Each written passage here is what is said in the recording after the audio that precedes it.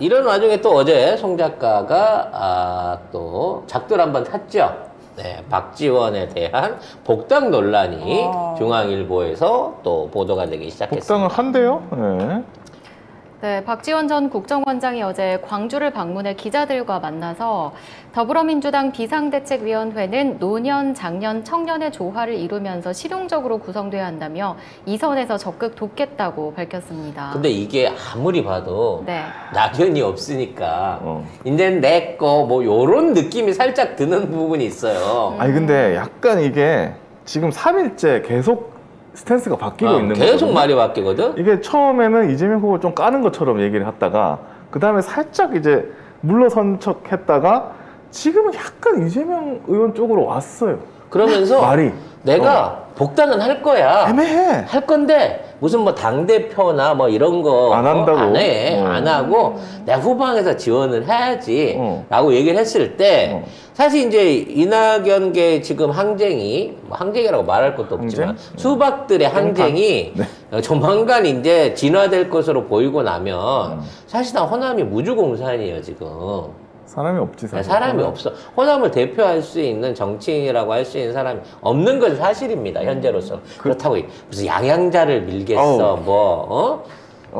양양자 아직도 민주당에 있어요? 있을걸? 무소속일걸요? 아닌가? 그 사람이 왜 민주당에 있죠? 민주당인가? 모르겠네. 무소속인 것 같아.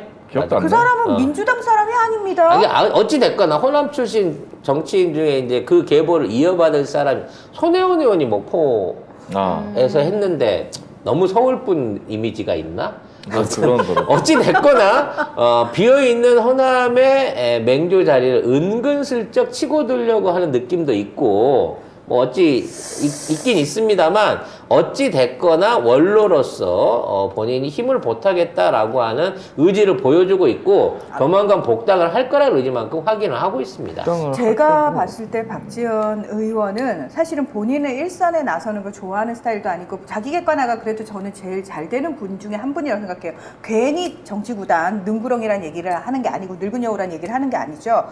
근데 이 박지원 의원 같은 스타일의 사람은 자신을 써주는 주군한테는 충성을 다하는 스타일인 것 같아요. 그러니까 근데 일단 자기를 써달라고 계속 사인을 보내요.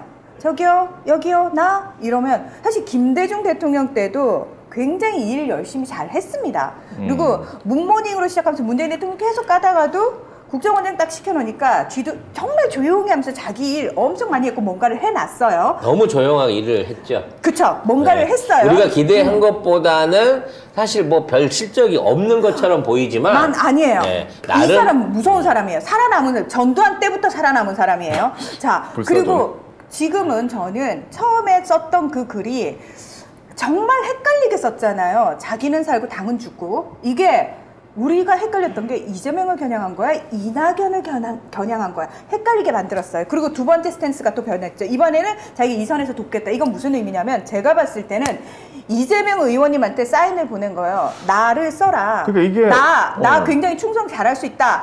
그러면서 내가 뭔가를 가지고 있다. 근데 저는 제 개인적인 생각은 박지원 의원 같은 사람은 적으로 돌리면은 불리하다고 생각합니다. 이분은 우리가 이렇게 틀어 잡아가지고 일을 시켜야 되는 분인데 이분이 지금 어쨌든 호남계를 평정해가지고 이재명 의원 밑으로 딱 복속시킬 수만 있다면 저는 충분히 가치 있고요. 또 하나의 가치는 이분을 쓸 수 있는 두 가지 가치는 써야 되는 이유.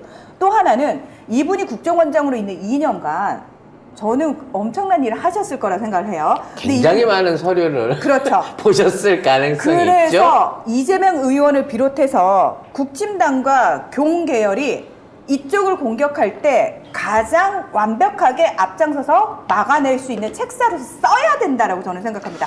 천에서는 안 되고 써야 돼요. 그 중앙일보 이 기사에 보면은 맨 마지막 문단에 뭐라고 되어 있냐면 박 원장이 뭐라고 했냐면 상대적으로 전남이 전국 최다 투표율인 것은 공천 잘못으로 무소속이 약진하니까 무소속들과 민주당이 경쟁하다 보니 높았지만 생각보다 무소속 적고 민주당이 더 많은 당이 당선된 거는 정신 차려 언제든 돌아설 준비가 됐다. 그러니까 공천 잘못을 비대위 탓으로 일단 얘기를 해버렸어요. 그리고 광주 얘기할 때는 광주 투표율 적다. 이것도 공천 잘못을 얘기를 했어요. 그리고 지난 대선 때 광주는 아낌없이 이재명 후보를 지지했다. 이렇게 얘기까지 했거든요.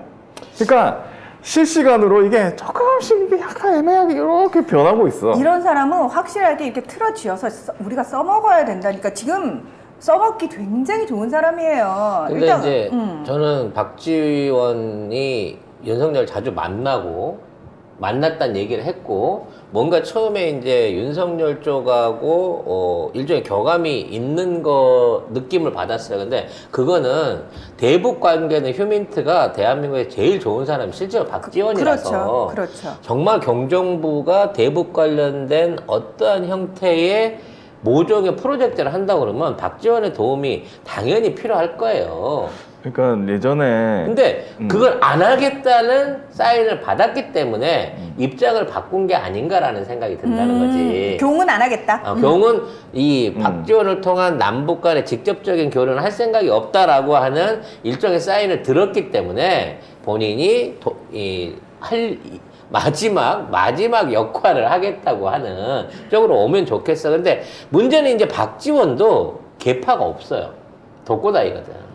그러니까 박지원이 민주당에 다시 돌아온다고 하면, 뭐 이재명 의원하고 손을 잡는다고 하면, 박지원은 호남 안에서 지금에 있는 일종의 영향력을 누구와 같이 가질 거냐는 거지. 그럼 지금 현재 호남 출신 의원으로 우리가 기억할 수 있는 사람 최강욱하고 민영배밖에 없습니다. 이번에 무소속으로 나갔던. 민영배, 최강욱, 뭐 특히 저는 민영배 의원이 이번에 법사위 구성하는 과정 중에 자기 희생을 보여줬고, 원래는 이낙연계였어요.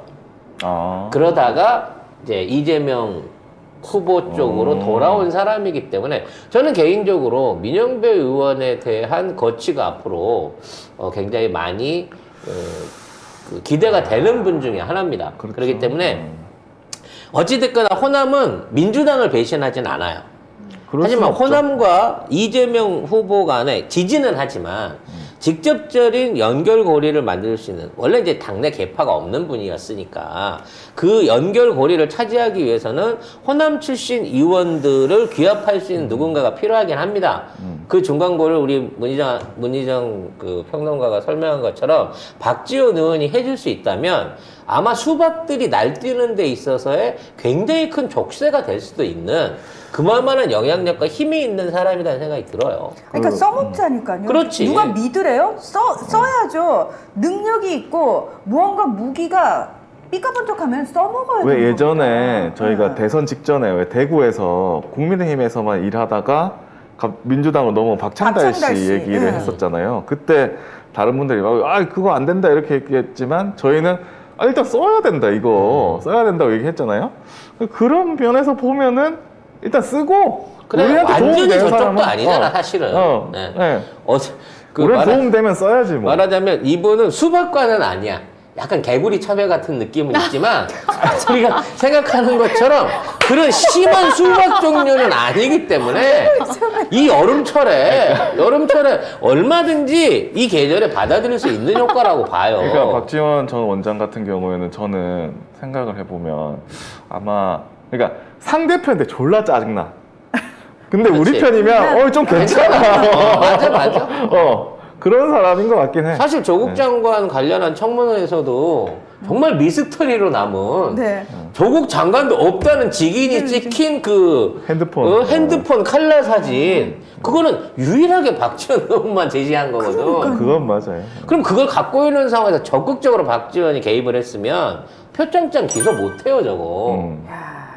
근데 거기서도 사실은 발을 뺐죠. 하지만 휴민트만큼은 인정할 만한 사람이라는 거거든. 이런 사람이 적으로 있을 때는 위험합니다. 그래서 많은 분들이 이제 그런 이거 얘기한 것처럼 당내에서 또 다른 분란 만드는 거 아니냐 하는데, 박지원 의원은 그런 스타일이 아니에요. 이재명이라고 하는 정치인의 그동안의 역정을 좀 생각해 보면 이재명이 공무원 다루는 데 있어서 최고의 스킬이 뭐냐?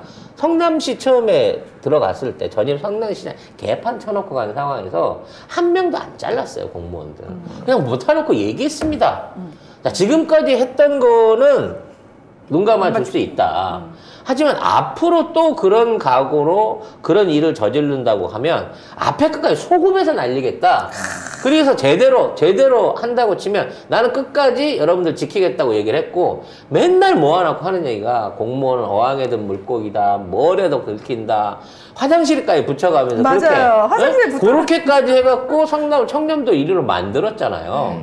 마찬가지야. 이제 국회의원이 돼서 앞으로 당대표로 나가고 또 큰 정치를 하기 위해서는 많은 수박들과 많은 지지자들과 많은 반대파들을 만나겠지만 그 사람들을 어떤 방식으로 다룰 수 있을 것인가. 이 용인술에 대해서는 걱정을 안 해도 되는 사람이라서. 하긴 우리 편에 있으면 압니까? 뭐 경모닝 할지? 그렇지. 공무원을 할 수 있는 사람이에요. 그러면 경이 진짜 짜증날 거야. 짜증나는데 경이 또 못 건드리는 사람이야. 아, 박지원. 맞다. 그때 그 뭐죠?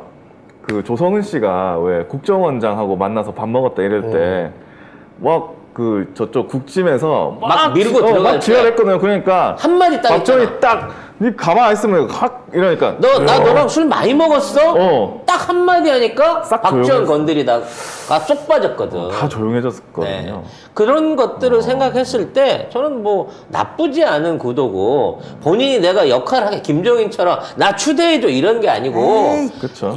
일선에 나서면 안 된다라고 얘기하면서 뒤에서? 이렇게 하고 있다는 거는 나 오히려 좋은 방향이라고 생각이 됩니다.